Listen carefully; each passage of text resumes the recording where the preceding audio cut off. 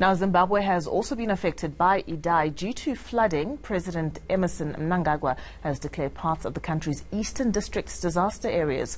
For more on the story, we're joined by our Zimbabwe correspondent in Harare, Pindai Dube. Pindai, good morning. Can you give us an update on what has been the effect in those eastern regions? Yes, thank you. Good morning. What is happening is that 31 people have lost their lives so far, and about 100 people are missing. Over 200 families have lost their homes. People are living in the mountains.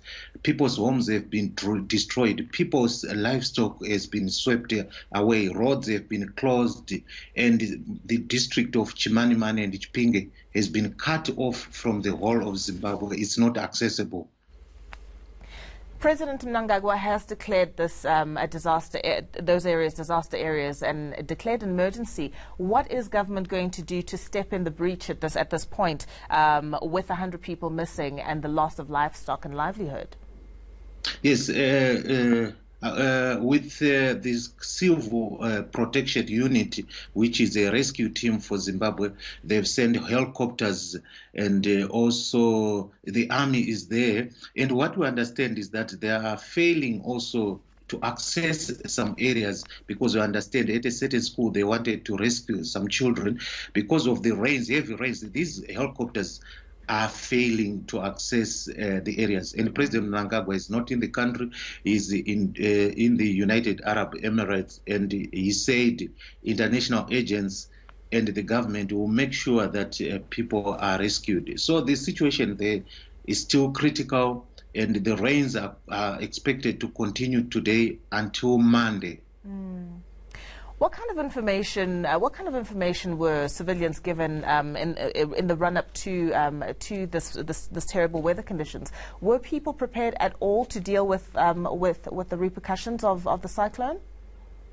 What happened is that most people actually in the rural areas, they didn't have much information about these rains. They just heard the rains are coming, but they didn't know the impact will be so huge. So some people were caught by surprises. They were still at their homes doing their normal duties. So that's what has made most people stranded, because when I was talking to some analysts who are specializing in these weather patterns, they said the government should have warned people to be moved from these areas to higher ground. So that's what happened. We've seen some people caught by surprise, and most people have died.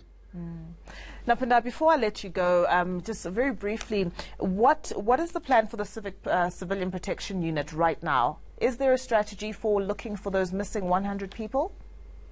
Yes, I was talking to one of the officials. He said they will continue visiting, trying to go to this Chimanimani and Chipinge district, which have been affected so much.